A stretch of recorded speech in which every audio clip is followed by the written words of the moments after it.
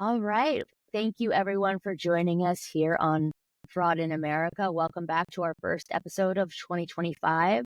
I want to thank Getting It Law for coming back as our sponsor this year in 2025. So thank you very much. I'm really excited today to have our guest, Max Rodriguez. He is a lawyer that does a lot of whistleblower work in the area of the False Claims Act and other whistleblower laws, as well as his client, Jesus Nunez-Unda, who will be speaking with us about some paycheck protection law fraud today. Max and Jesus, thank you for being here. Thanks so much for having us. Before we get too much into the specifics of Jesus's case, Max, do you want to kind of go through a little bit of some background on the PPP program and kind of what that looked like when this was rolling out during COVID?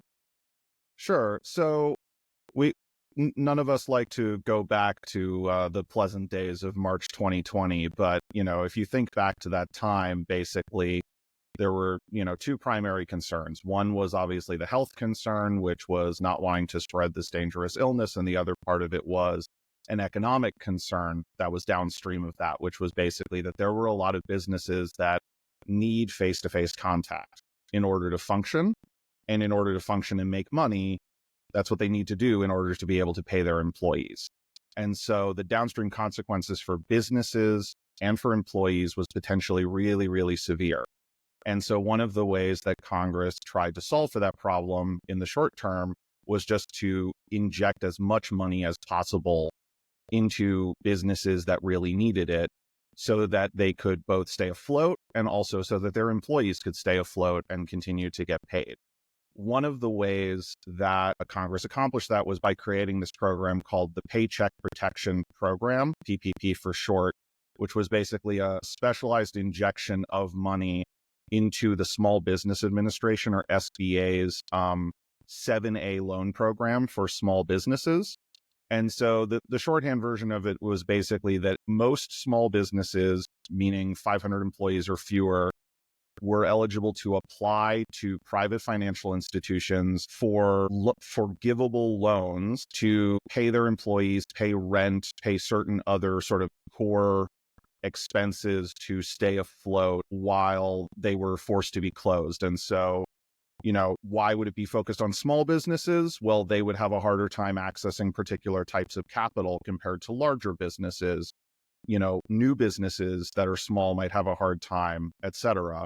And so they were trying to get at that issue. And because it was an emergency, because it was done quickly, we'll get to this, but you will not be surprised to know that there was a lot of fraud in the program, unfortunately. Yeah, so something like $800 billion of PPP loans went out, and SBA estimates there's something like $64 billion in fraud that occurred there. So lots of fraud out there still to be recovered. But Jesus has done his part to start to get some of that back for us. So let's talk a little bit more about some of the kind of common schemes that we've seen in this area. Max, can you give us just like a couple of examples of kinds of schemes that we've seen in this PPP area? Sure. So it's kind of gone through a couple of phases. DOJ has put a ton of emphasis on trying to enforce against PPP fraud.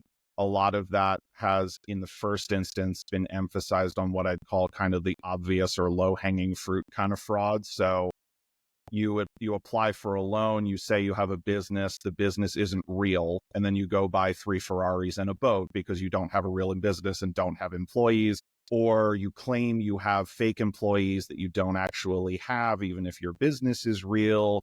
You're double counting employees. Another one that's become more common in enforcement recently is sort of not truly small, which is basically when businesses claim to be small businesses by not counting all of their affiliates when in fact they're not a small business. And there's a variety of others. And basically what we'll get into in this episode with Jesus's case is that a lot of those were kind of simple binary types of misrepresentations. You either have 5 employees or you don't. You either have a real business or you don't. And there's a certain binary nature to that. The case Jesus and I worked on together turned on a lot more kind of like nitty gritty subjective factors because it related to something called economic necessity, in the certifications of the PPP loan. So let's turn over to Jesus's case. Jesus, first, can you give us a little bit of your background and kind of just how you came to be where you are now? Absolutely. So I'm Mexican, born and raised in Mexico City.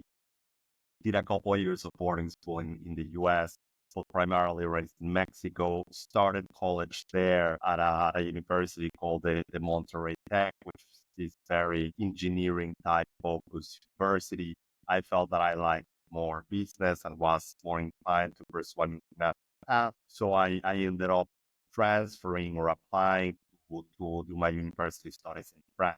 So it was a little bit of a scary experience arriving to Paris, being surrounded by French people, not speaking French very fluently at the time. But it seemed like a great opportunity to be admitted at this school called HEC Paris, which is a very renowned university there for business studies, and 3 years at HEC. And when I graduated, I started my career in the financial services space.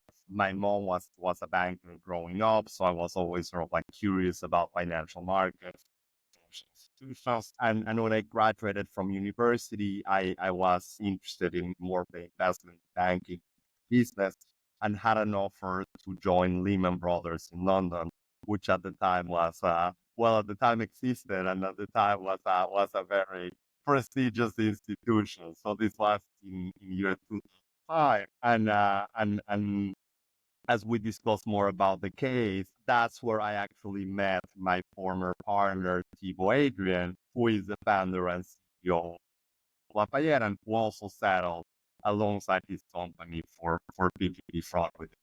So I worked at Lehman for 3 years, pretty much until the bankruptcy. After the bankruptcy, did a year of venture capital, and then went to pursue an MBA at the University of Chicago in the business. So it was a very interesting time to be in business school, especially in a school that's so geared towards economics and finance, and has like all these Nobel Prize winners and central bankers and so on, because we're right in the middle of truly an unprecedented time in financial markets, and something that definitely shaped my view of risk, of managing finances, and so on. And it was just an incredible time. If you are a little bit of a nerd like myself and you're curious about finance and about asking the big questions and challenging sort of like your thinking, it's an incredible place to be, and more so what.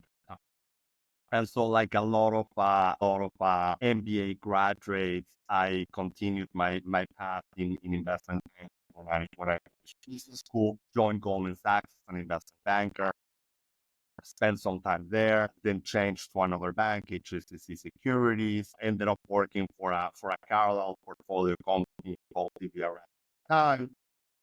And after working at DBRS, I was exploring more entrepreneurial paths, and that's when I reconnected with Adrian, which is someone that I had known somewhat casually and had friends in common, met from time to time, etc. And interestingly, at that point, I was doing some independent advisory work, and he reached out to me, invited me for a beer, and basically told me like, hey, I'm looking for a CFO and someone that can help me grow the business.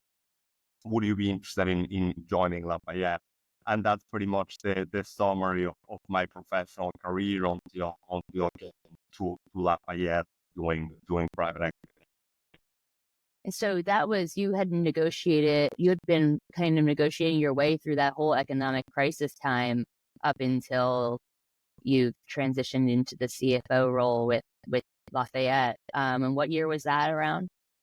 Yeah, that was in 2019, and the goal was originally to join more of an CFO type capacity, but that quickly evolved into more being a growth type person and helping really grow the business. In reality, we're only two partners at Lafayette. Adrian, who is obviously the CEO and senior partner, it's me, and I was also a general partner.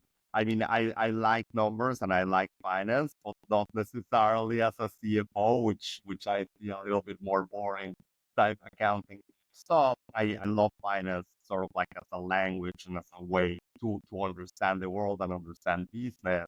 And so I quickly gravitated from the CFO type role into being in charge of basically developing their credit business, working on an acquisition of a mortgage originator, and basically just assisting and partnering with Adrian in a number of sort of like strategic initiatives, if you will, whether that's raising capital, speaking to investors, sometimes working on recruitment.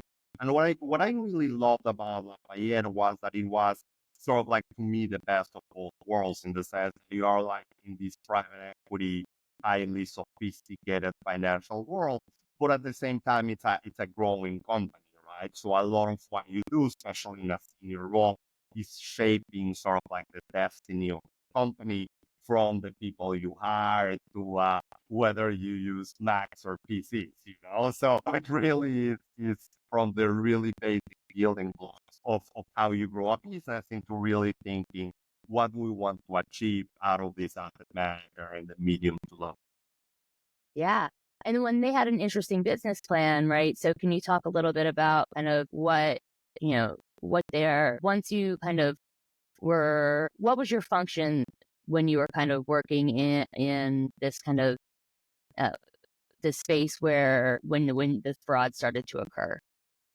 Yeah, well, Lafayette basically it's what's called a single family housing focused asset management. And what that means is that in the US, you have a long history of what's called multifamily investors, right? Like these legendary guys, Sam Zell and so on, who have basically built empires and fortunes out of owning apartment buildings, putting them to rent, and then putting those vehicles in the market through REITs or what. And so what happened after the financial crisis was that the banks found themselves with a lot of homes that they had repossessed from people that could no longer pay for their loans. And at the time, Adrian, alongside other people that were, well, on one hand, visionaries, and on the other hand, being the right people at the right place at the right time, basically started buying sort of portfolios of those homes from banks. And so very quickly, they started assembling portfolios out of tens, hundreds, thousands of homes in some cases. And for the first time, the single family home basically started. That's when the industry was formed. And as people started sort of like inventing this business model of how to manage a single family operation, they started to realize that, well, maybe in a multifamily building, you have like a plumber or a superintendent on site that's taking care of all the apartments. But then when you have homes or 100 homes in a relatively close radius, well, the economics are such that you can get like a little truck and have like the maintenance crews go around these areas and service those homes. So even back in the financial crisis, Warren Buffett would say that he would love buying all the single families he could in America, but he just didn't know how to operate. And so what people like my former partner Adrian and other people ended up sort of cracking was the code of how do you sort of like make the economics work when you have like spread out units like you do in the US. And basically the key to the business is, or the key to the efficiency in the business is how many homes you have and how close they are to each other. Basically, the more density and the more volume you have, the more efficient it becomes. And so as the business developed and Lafayette grew, Lafayette basically started by raising capital from friends and families, which were and friends of the friends and so on.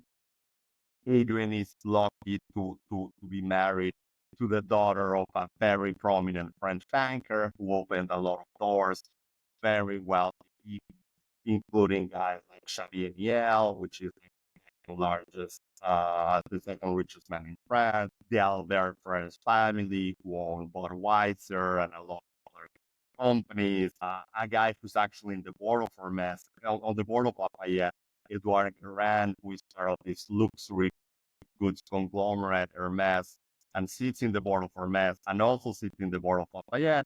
So it sort of like started into becoming more of a larger asset manager and a larger platform, primarily through the family connections of Adrian and particularly of his wife, and bringing all these ultra high net worth individuals into Lafayette. And so they raise all this capital, they start buying all these homes at distressed prices. No one really knows what they're going to do with them, if this is just a distressed trade, if it's something temporary. And a trade became a business, and that's basically how they ended up growing. And so as the business evolved, my background is much more, it's very different from Adrian's, because I have a lot more expertise in deals, I work in credit, more in fixed income, etc. And so I think that when he invited me to join, he saw me, one, as a bit of a generalist partner that could help him grow the business, but also someone that could focus on the debt side of the business. So Lafayette owned the homes, managed the homes, and basically what I came in to do was to lend people who wanted to also buy homes and put them rent and make those investments. And so that was basically how I came to Lafayette, what Lafayette is about, and what my role was for lessons. That's really interesting. I think that is a really interesting and unique kind of business model for them to have. And so going into COVID, then, you know, there are legitimate businesses that don't share that kind of business model that are struggling out there, but that was not the case for Lafayette, right? So can you talk a little bit about what they were looking like and kind of how you realized that maybe they didn't need the loans that they were applying for? Yeah, absolutely. Look, my relationship with Adrian has always been a little bit of a tricky one, because it's just a very, I would say, he's not a very transparent guy in general. And so despite me being a partner, for example, to this day, despite having been a shareholder for years, I still have not received one single set of financial statements audited of the company. So it was a little bit of a strange situation, in the sense that like, I understand finance. I'm there, well, not in the office because everyone is working from home, but you sort of like feel that things are doing well without necessarily having the data to support it, right? Because you've never really actually seen the financials of the company. And so when the PPP loan came out, well, like every other business, we saw this as an opportunity to support the operations, to maintain, so on and so on. And among the emails that I've shared with Max and that have been part of the case, I basically question Adrian in terms of saying, like, well, one of the requirements is that you are supposed to like be struggling and really needing the money. And it seems to me like Lafayette is doing well. But the reality at the time is that he was my partner and I trusted him, and I think that's part of sort of like I'm jumping a little bit back and forth between the case, but I think that's part of the challenge of a lot of whistleblowers, in the sense that how do you transition from being like part of the operation, questioning yourself and understanding that what's happening might not be the right thing, and that it's wrong. When you look, you see like a lot of emails. There's this email that I remember clearly, where Adrian writes to the accountant saying like, well, I don't know how they would lend to a company, but if you do, like, I will take the money. And so you Right. have like all these signs and all this writing in the wall about economic necessity. And then you just sort of like let it happen because, well, it's not really like something that you are involved in the finances day to day, you trust your partner. But basically what happened was that COVID was one of the best things that ever happened to the single family residential industry for a number of reasons. The first reason is social distancing. So people were moving from apartments to homes. They obviously wanted more space. The second reason was that in any type of investment properties, you always have a little bit of turnover, whether that's like offices, homes, apartments, whatever the case may be. And in the case of COVID, no one was leaving their house because there were like remaining places in order. So basically, no one is leaving their house.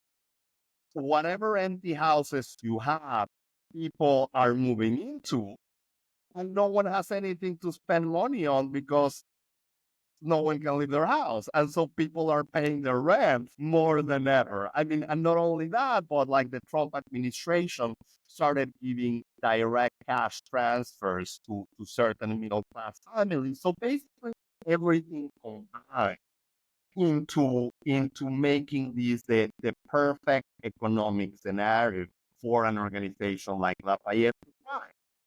And in some of the conversations that are even appearing in the complaint, there are communications with institutional partners of Lafayette, like the Carlyle Group, a very large private equity firm based out of DC, which is actually one of the largest in the world, which co-invests with Lafayette. And the Carlyle people are saying like, let's go things more or less along the lines like this is the time to go hard. We are more committed than ever to the space. And that was basically the general feel. I mean, there was a structural deficit in housing since the financial crisis for the simple reason that home builders went bankrupt during the crisis. And so no one was building homes. The economy was strong. No one needed homes. And then the dynamics of working from home, social distancing, sort of like led us to a place that exacerbated that housing shortage, especially for single family homes. And so basically, again, the economic situation seemed better than ever for single family investors. But Lafayette in reality is not an investor. Lafayette manages the homes for the funds that it operates on behalf, right? And so understanding the economics of a business, and in this case it's Lafayette, but I think that's one of the challenges with more PPP fraud cases coming to justice, is that I think it's very hard for employees to understand really what is the business model of a company and how is a company making money, and is the company doing well or is the company not doing well. You can be a car salesman, you can be making great commissions, seeing like there are a lot of cars being sold, but you don't really know what are the economics of the business and if the business is making a profit or not. And in my case, despite not having the perfect visibility on the finances because I didn't have access to the financial statement, I could feel that the business was going well. Lafayette and its subsidiary that did property management applied for the PPP loan, which was granted. Adrian prepared by himself a P&L statement, which was the first P&L statement that I saw of the company. And well, it showed that Lafayette was not doing very well.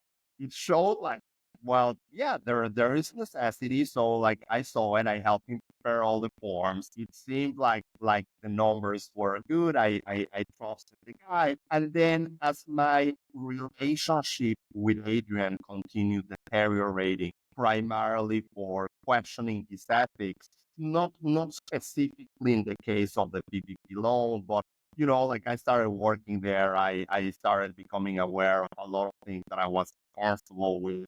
The guy had settled a number of discrimination lawsuits with African American employees.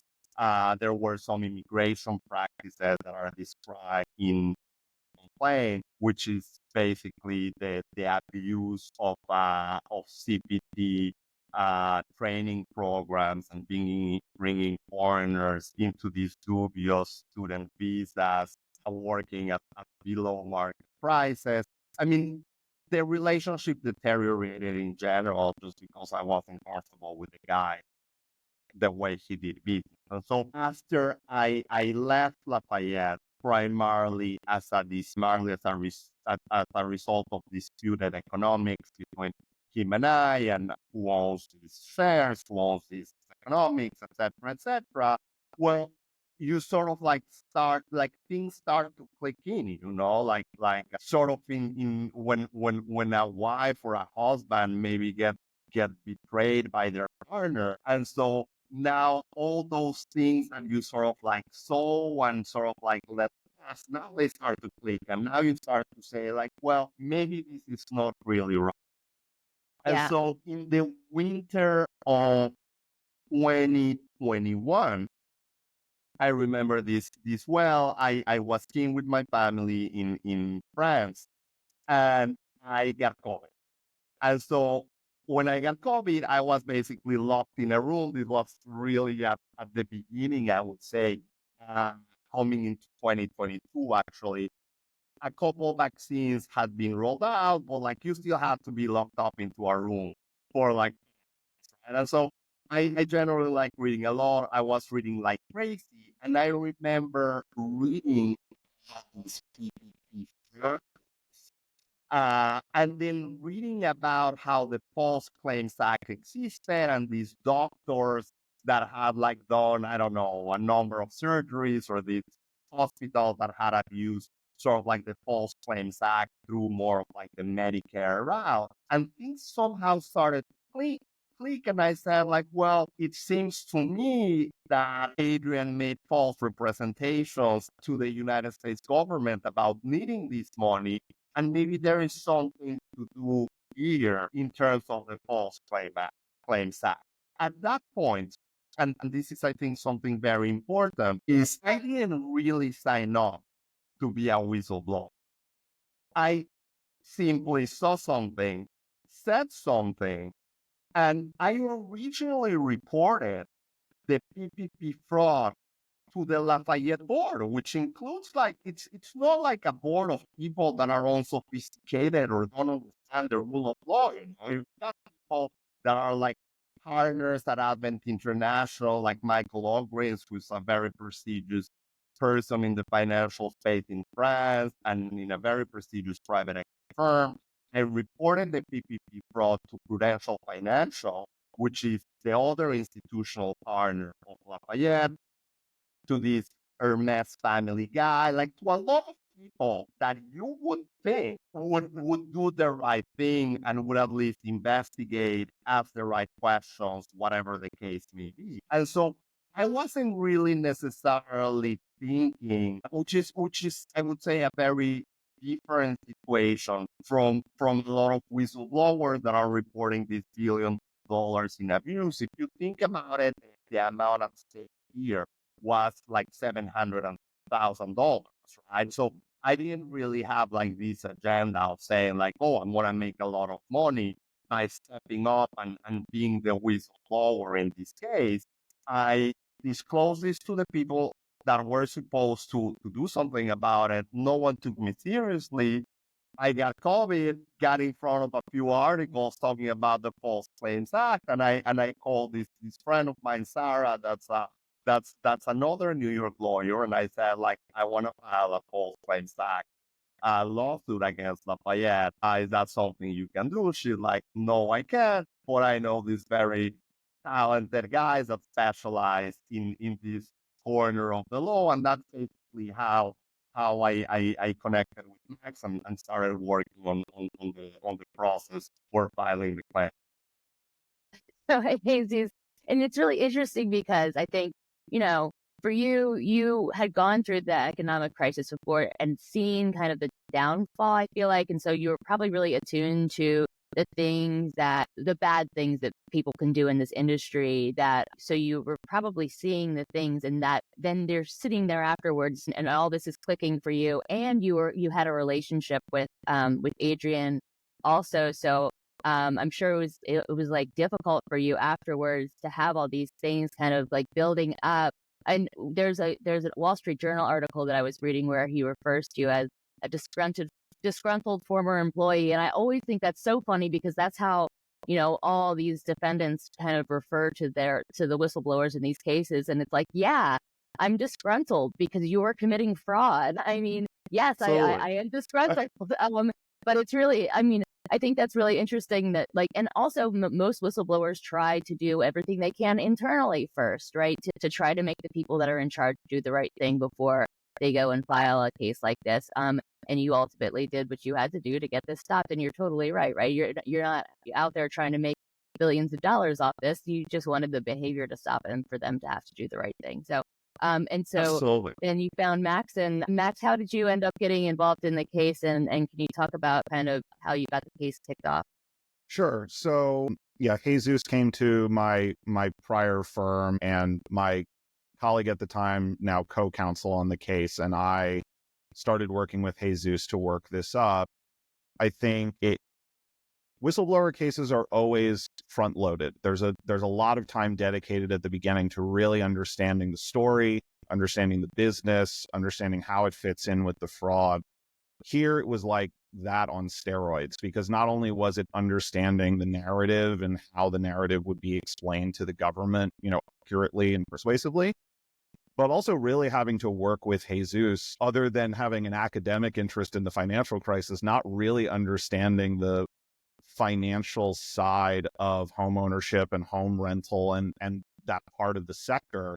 That was our whole case, because the relevant certification that was at the core of the case is that the applicant needed to say current economic uncertainty makes this loan request necessary to support the ongoing operations of the applicant. And that at its surface level can seem kind of obvious, but when you start to get under it, it gets a little tricky. So for example, if you're a business that usually would have completely free access to commercial loans, but all of a sudden the commercial loan market is slower and you have a certain amount of uncertainty about your ability to operate, even if you're a very successful business, you might have some current economic uncertainty. And the particulars of what really makes you not economically uncertain was this sort of like both business and like metaphysical question that we had to spend a lot of time on.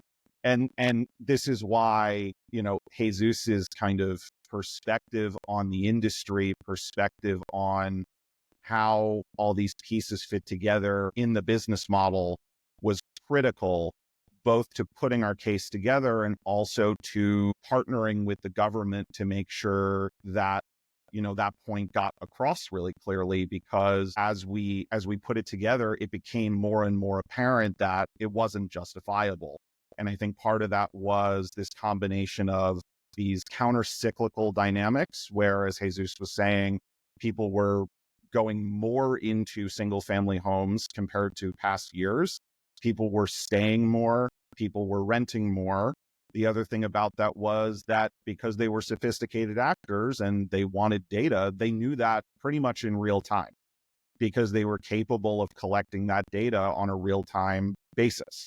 So it's not the sort of thing where they would just look up at the end of the year and realize they did really well. They knew they were doing really well. And we sort of had enough data points, enough evidence to really understand that. I think the other thing that was critical was that we had a couple of other data points of how they were spending their time and how they were planning to spend their money at the same time that they were asking the government for money with their handout claiming economic uncertainty. So that included, and Jesus can talk about this a little more if we want to get into the weeds of it, but there are other companies in this space that are publicly traded.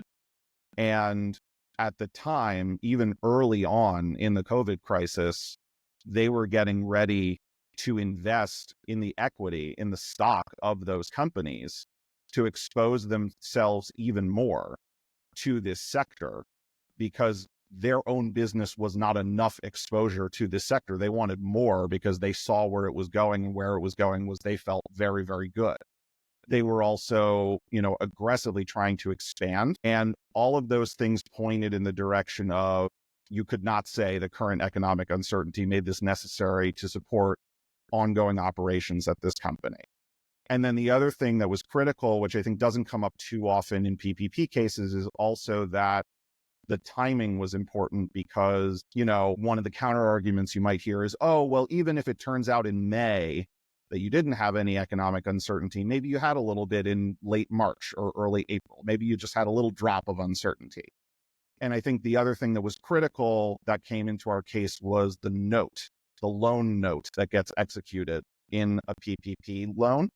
So you obviously put in the application has certain representations, you send those in, they get approved, etc. But then, like any other loan, you have to actually sign the instrument where you're agreeing to the interest rate, where you're agreeing to the term to get the money. And that comes several weeks later.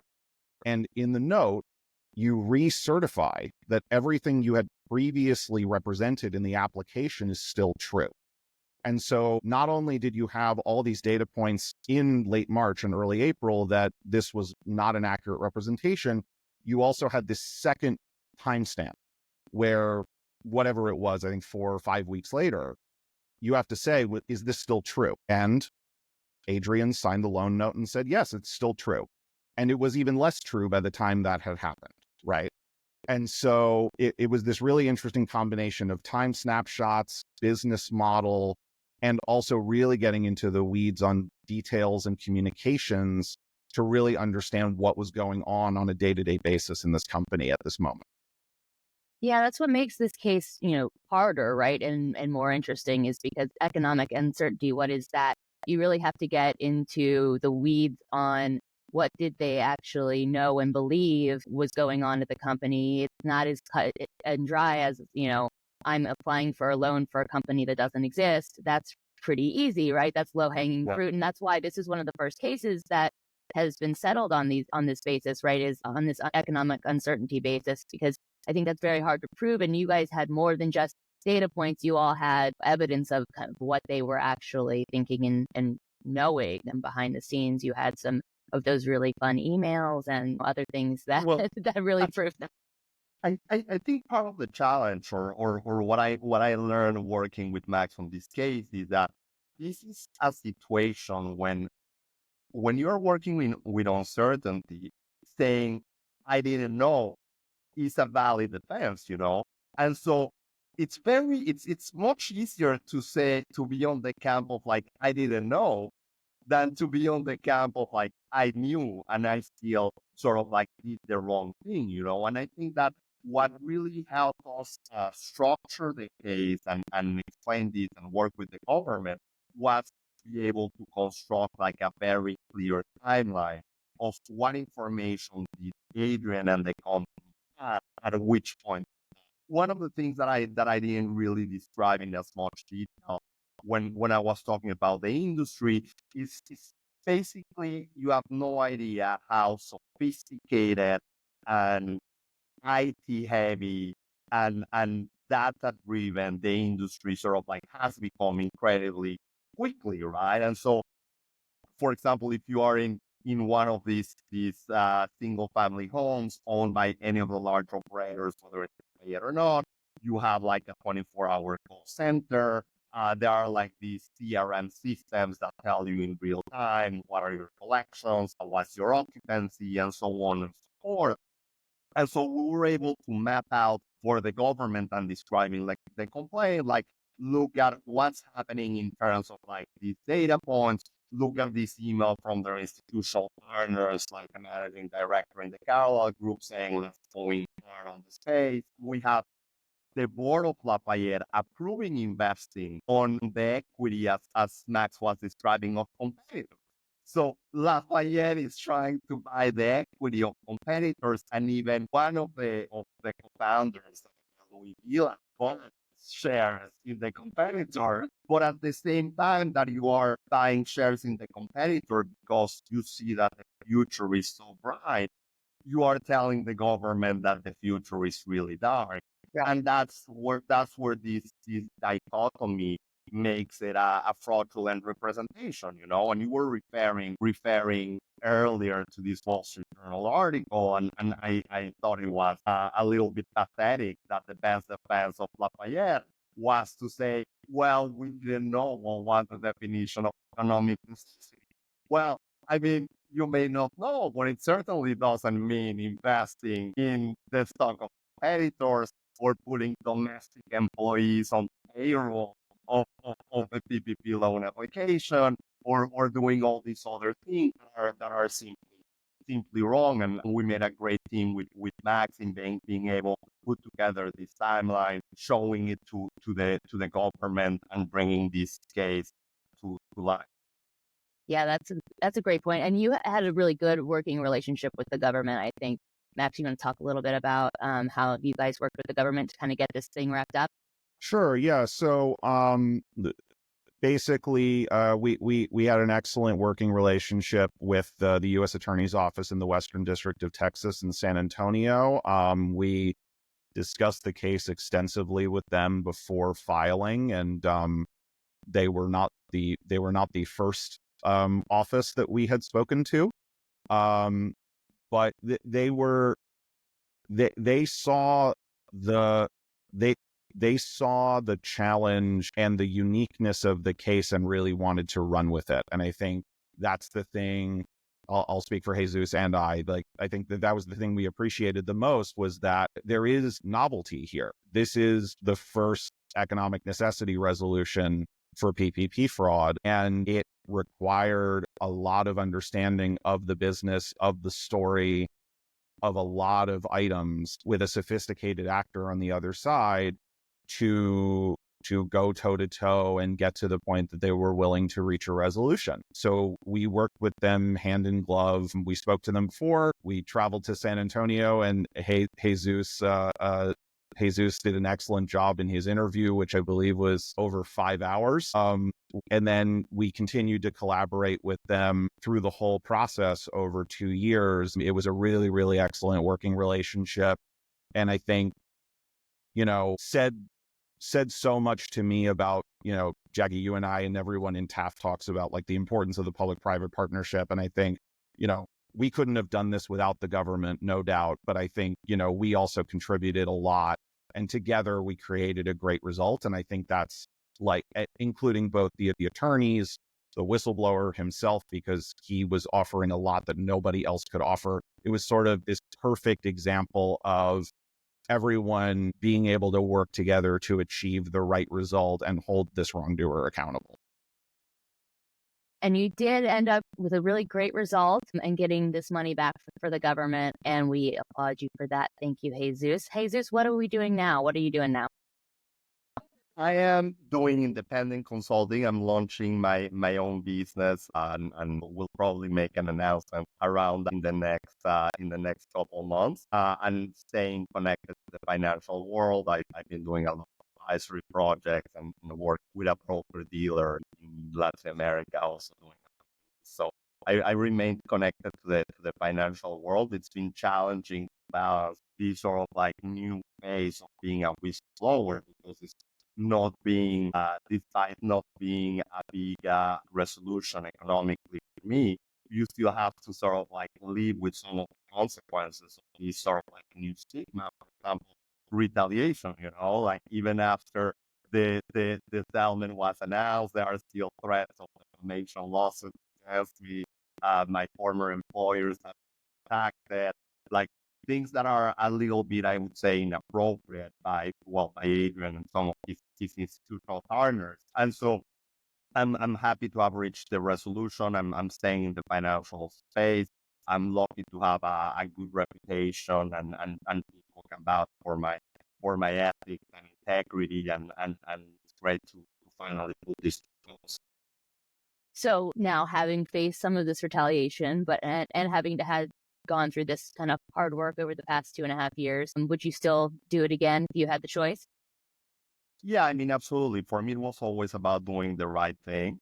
I just didn't ever think that it was gonna be so hard and take so long, and it sort of like became a bit of a personal challenge for for Max and I to sort of like be able to bring this landmark scenario to a close. So like I said, it all started from denouncing wrongdoing to the right channels, right? To people like Carlyle Group, PG or Prudential Financial, the board of Lafayette. And it was very disappointing to see that people looked the other way.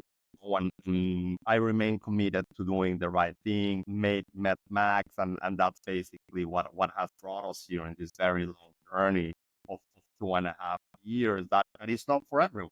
No, it's not for everyone, and I can understand that for some whistleblowers, this has been very hard, and I've been lucky to have Max's support and friends and family along the way. Any last words, Max? I guess what I'd say is there's a lot more fraud to go. And I think that we need more people like Jesus, including people who are very senior, who are sophisticated, to step forward when they see something wrong and know that there are partners to work with who will help them put it together and package it and hopefully get the right result. And especially in PPP, you mentioned the numbers earlier, there is a lot more work to do to recover that money that was wrongfully taken, that also didn't go to the businesses that really needed it often. And so there's a lot more work to do, and I'm really proud to do it. And I was very, very grateful to do it with Jesus and to get this result. Absolutely. Thank you, Jesus, for stepping forward and doing the right thing here. We hope more whistleblowers come forward in this space and everywhere else. So thank you, Max, for being here with us today and for doing the hard work that you do. Thank you again to Jesus and to all the whistleblowers out there. Thanks for joining us on Fraud in America. Thanks again to our sponsor, Getnick Law. And we'll see you next time on Fraud in America. I'm Jackie DeMar. See you next time. Our 2024 sponsor is Getnick Law, a boutique Manhattan law firm dedicated to fighting fraud and promoting business integrity. Learn more about the firm at www.getnicklaw.com. If you believe you've witnessed fraud against the government or on the financial markets, or want to learn more about the laws that exist to fight fraud, visit taf.org, where you can find a directory of whistleblower attorneys who work across the country. On our website, you can find information about the nation's whistleblower laws and programs, and a way to donate to our organization as we continue to fight attacks on whistleblowers and these laws. Fraud in America is presented by the Anti-Fraud Coalition. Jacqueline DeMar is our host. James King is our executive producer. The website for Fraud in America was designed by Wide Eye Creative. Our artwork is by PPA Agency, and our theme song is by Spatial Relations.